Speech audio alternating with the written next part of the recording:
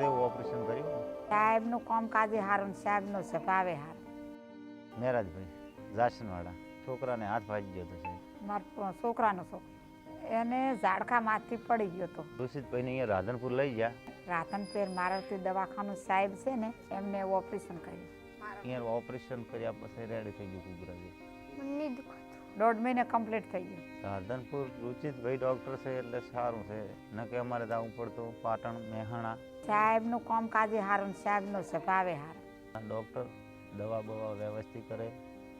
ઘરના છોકરા જેવું ઓપરેશન કર્યું. પૈસા હાવ માપે જ લીધા સાહેબે કે પાટણ જ્યાં હોત તો 35-40 હજાર રૂપિયા થત. કોઈ પરને હાથ પગ ભાગે તો રાધનપુર સારામાં સારું ડૉક્ટર ઋષિતભાઈ ડૉક્ટરનું દવાખાનું છે. મારુતિ હોસ્પિટલ જે અમારો છોકરો રેડી થઈ ગયો કમ્પ્લીટ. સાહેબનો ખૂબ ખૂબ આભાર.